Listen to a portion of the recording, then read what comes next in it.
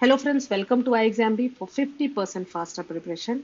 मैं हूं Arunima, ex manager SEBI. और हम सभी को पता है कि सेबी ग्रेड ए लीगल 2023 के लिए फेज वन क्वालिफाइंग है, लेकिन बहुत क्रुशियल है। क्योंकि अगर फेज वन ही क्लियर नहीं होगा तो फिर हमारी सारी मेहनत बेकार हो जाएगी, हम फेज टू के लिए एलिजिबल ही नहीं होंगे। So in this video we will discuss how to make sure you clear phase one. Let us start. Quickly examination pattern देख लेते हैं। So mode of selection, phase one की अगर हम बात करें तो पेपर वन पेपर टू, दो पेपर होगा फेज वन में, 100 मार्क्स ईच। फेज टू में भी आपका दो पेपर होगा, 100 मार्क्स ईच। और फेज थ्री में होगा इंटरव्यू, 75 मार्क्स का। फेज टू का इस बार थोड़ा सा चेंज किया है इन्होंने पैटर्न। फेज टू में एक तो डिस्क्रिप्टिव इंग्लिश का पेपर होता है, और दूसरा पेपर जो लीगल वाला था वो पूरा का पूरा ऑब्जेक्टिव टाइप होता था। लेकिन इस बार 30 मार्क्स के 10 मार्क्स ईच, तीन क्वेश्चन आपको डिस्क्रिप्टिव आंसर लिखने पड़ेंगे। ये एक चेंज है फेज टू में। लेकिन इस वीडियो में हम फोकस करेंगे phase one, specially paper one of phase one. So अब आप देखो, ये बात समझनी बहुत जरूरी है कि आपका फेज वन में दो पेपर है, paper one paper to, 100 marks के। ठीक, अब जो पहला पेपर है उसमें 30% है कट ऑफ, पहले से ही बता दिया गया है। ऐसा नहीं है कि आपको बाद में पता चलेगा कि कट ऑफ कितना आया इस बार। पहले से पता है कि अगर 30% आपका पेपर वन में है और पेपर टू का है 40%, सो ये हो गया पेपर वाइज कट ऑफ, है ना। पेपर वन में 30% और पेपर टू में 40%, लेकिन टोटल 40%। मतलब कि यहाँ पे आपका 30 मार्क्स आ गया और यहाँ पे पेपर टू में 40 मार्क्स आ गया, तो टोटल अब आपका कितना हुआ, 70 हुआ ना। तो अब आप ये क्लियर नहीं हुआ, है ना। ये बात समझनी पड़ेगी, क्योंकि आपका पेपर वन का तो कट ऑफ क्लियर हो गया, पेपर टू का कट ऑफ क्लियर हो गया, लेकिन एग्रीगेट कट ऑफ क्लियर नहीं हुआ। ये 80 होना चाहिए, क्योंकि 200 नंबर में 200 में 40% मतलब 80 मार्क्स। अब आपको बस सिंपल टर्म्स में आपको ये बात इतना ही समझना है कि इसकी शर्तें ये है, फेज टू आप लिख पाओगे कि नहीं, कि आपका जो एग्रीगेट है वो 80 से ज्यादा होना चाहिए। और वो जो 80 से ज्यादा मार्क्स है उसमें पेपर वन में 30 से ज्यादा होना चाहिए और पेपर टू में 40 से ज्यादा होना चाहिए। आई होप आपको क्लियर होगा। मान लो किसी का पेपर वन में आया है 20 मार्क्स और पेपर टू में आया है 60 मार्क्स, तो भी 80 हो गया ना, लेकिन वो पास नहीं होगा, फेल हो जाएगा। क्यों? क्योंकि टोटल तो 80 ठीक है, पेपर टू का कट ऑफ भी क्लियर हो गया, लेकिन पेपर वन का कट ऑफ क्लियर नहीं हुआ। सिमिलरली किसी को पेपर वन में आ जाए 50 और पेपर टू में आ जाए 30, तो टोटल हो गया 80, लेकिन पेपर वन क्लियर हो गया, टोटल क्लियर हो गया, लेकिन पेपर टू उसका रह गया क्योंकि 40 आना था। तो तीन शर्तें हैं। Total marks paper one paper to मिला के 80 से ज्यादा होना चाहिए, 80 से ज्यादा होना चाहिए। पेपर वन में 30 से ज्यादा होना चाहिए, पेपर टू में 40 से ज्यादा होना चाहिए। अब जो इंपॉर्टेंट पॉइंट्स हैं पेपर वन के, अब आपको पता है, आपने अभी अभी देखा कि टारगेट आपको मालूम है, और टारगेट बहुत बड़ा भी नहीं है। 80 मार्क्स लेके आने हैं आउट ऑफ 200, है ना। और पेपर वन में 30 कम से कम, पेपर टू में 40। ये कट ऑफ की बात हो गई। पेपर वन में सेक्शन वाइज टाइम नहीं है, आपके चार सब्जेक्ट्स हैं, quant, reasoning, English and general awareness, है ना। और कोई सेक्शन वाइज टाइम नहीं है, मतलब आप जैसे चाहो वैसे स्विच करो, राइट। 60 मिनट्स में 60 मिनट्स में आपको 80 क्वेश्चंस करने हैं, 20 क्वेश्चंस ईच। और कोई सेक्शन वाइज कट ऑफ भी नहीं है। ऐसा भी नहीं है कि क्वांट में आपको अलग क्वालिफाई करना है, रीजनिंग में अलग करना है। अगर आपको क्वांट बहुत ही टफ लगता है, आप क्वांट पूरा का पूरा छोड़ दीजिए। अगर आपको इंग्लिश आपकी बहुत वीक है, आपको लगता है, आप इंग्लिश पूरा का पूरा छोड़ दीजिए, और बाकी जो 60 क्वेश्चंस है वहां से आप अपना कट ऑफ निकाल सकते हो, क्योंकि आपको पूरा स्कोर तो करना नहीं है। ठीक है, तो ये भी हमें लगता है कि अरे ये भी बहुत अच्छी बात है भाई, हमारे स्टूडेंट के लिए तो बहुत अच्छा है। और फिर है कि फेज वन सिर्फ क्वालिफाइंग है, तो ऐसा भी नहीं है कि इसमें ज्यादा से ज्यादा मार्क्स लाना है कि हमारा फाइनली मेरिट लिस्ट में काउंट होगा। तो ये हमारे इंपॉर्टेंट पॉइंट्स हैं जो हम नोटिफिकेशन से निकालते हैं पेपर वन के लिए।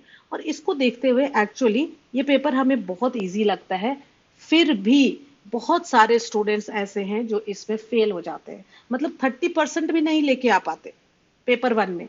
कई स्टूडेंट्स तो ऐसे होते हैं कि फेज वन ही क्लियर नहीं कर पाते, जबकि यहाँ पे 40% का कट ऑफ है। लेकिन कई सारे ऐसे भी होते हैं कि पेपर टू उनका अच्छा है, मतलब पेपर 2 में तो वो 60% तक मार्क्स लेके आ गए हैं, लेकिन पेपर 1 में वो 30 लेके नहीं आ पा रहे हैं, और इसकी वजह से वो फेज 2 नहीं लिख पाते हैं। और मेरे हिसाब से यहाँ पे जो सबसे बड़ी गलती होती है वो ये होती है कि ये जो आसान लग रहा है ना, वो बोलते हैं ना, चाणक्य ने भी ने कहा था कि दुश्मन को कभी कमजोर नहीं समझना चाहिए। सो जो यहाँ पे आपको ऐसा लगता है ना कि अरे ये तो बड़ा आसान है, क्योंकि प्रश्न भी इतने टफ नहीं आते और कट ऑफ भी पहले से ही पता है, तो ये जो आप उसको आसान समझ लेते हो, कहीं ना कहीं वही गलती हो जाती है जिसकी वजह से इसमें आप में से कई लोग फेल हो जाते हैं। तो अब क्या किया जाए, किस तरह से हम अपना माइंडसेट बनाएं और किस तरह से हम अपना स्ट्रैटेजी रखें, किस तरह से हम अपनी तैयारी करें कि हम कम से कम फेज 1 में फेल नहीं हो। फेज 2 के लिए तो हम देखो, पेपर 2 जो है आपका सेम ही है ना, लीगल वाला ही है। तो पेपर 2 के लिए आप जो भी तैयारी कर रहे हो अभी, एक्चुअली फेज 1 के लिए वो आपके पेपर 2 फेज 2 के लिए भी तैयारी हो रही है। और क्वांट रीजनिंग इंग्लिश जीए में आपको इतना भर करना है कि कम से कम 30 नंबर तो आ जाए। ठीक है, आगे देखते हैं कि क्या करना चाहिए। तो सबसे पहला स्टेप जो होना चाहिए वो ये होना चाहिए कि हम समझें, हम इस एग्जामिनेशन स्कीम को समझें, और आसान नहीं समझें, है ना, क्योंकि फेज 1 क्रूशियल है। आसान नहीं समझे, हम ये देखें कि हमारा जो टारगेट है, भले छोटा सा टारगेट है, हमें लग रहा है कि छोटा टारगेट है, लेकिन हम उससे कितनी दूर हैं अभी एज ऑन डेट, या फिर क्या हम आज भी उसको अचीव कर पा रहे हैं। तो अगर मैं पेपर 1 की बात करूं, तो आप सबसे पहले जो हमारा प्रीवियस ईयर पेपर है वो आपको आई एग्जाम भी वेबसाइट पे मिल जाएगा, साथ ही साथ बहुत सारे मॉक टेस्ट भी मिल जाएंगे अपडेटेड, राइट। सबसे पहले मैं बोलूंगी आप कोई भी एक सेबी का पेपर 1 का मॉक टेस्ट लिखे जाके, और देखें कि अब आपका 30% यहाँ पे है, लेकिन मैं कहूंगी 40% का टारगेट रख लीजिए, क्योंकि अगर पेपर 2 में थोड़ा ऊपर नीचे हो जाए तो ये कवर कर ले। सो पेपर 1 में क्या मुझे 40 मार्क्स आ जा रहे हैं 100 में? अगर आ रहे हैं तब तो ठीक है, आप कुछ मत करो, अभी से लेकर के एग्जाम तक सिर्फ और सिर्फ आप इसके मॉक टेस्ट बीच बीच पे लिखते रहो।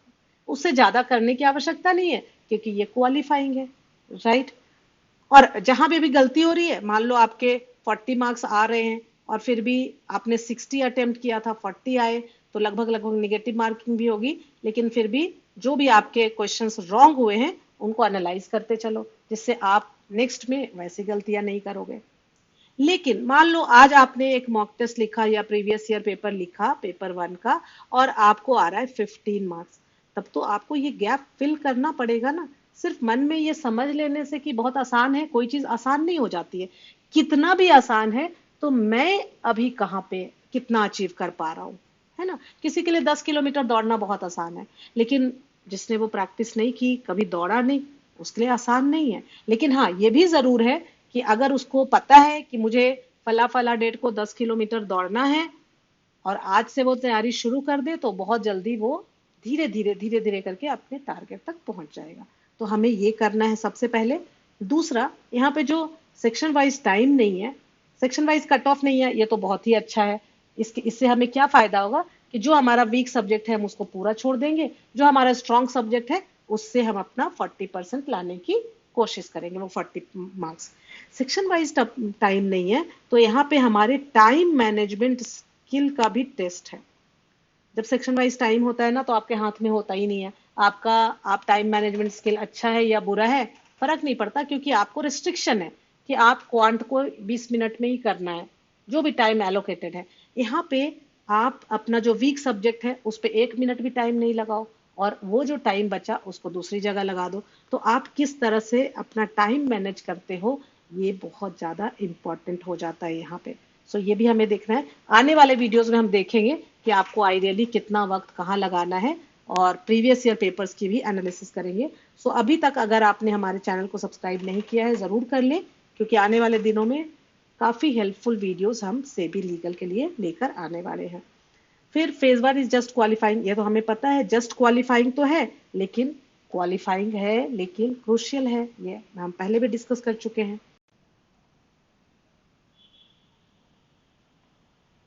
अगर हम पैटर्न की बात करें, हम देख ही चुके हैं कि क्यूआरई जनरल अवेयरनेस होता है, 20 20 क्वेश्चंस होते हैं और 100 मार्क्स होता है, मतलब कि ये 1.25 के मार्क्स के का ईच क्वेश्चन होता है और 1/4 नेगेटिव होता है, नेगेटिव मार्किंग। अगर आपका गलत होगा तो नेगेटिव होगी मार्किंग।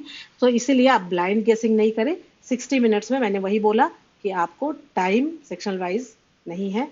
सो अब अगले वीडियो में हम देखेंगे पिछले 2 साल का एग्जाम एनालिसिस कि कौन से सब्जेक्ट में किस तरह के क्वेश्चंस आए थे, क्या लेवल था। तो that would also be helpful.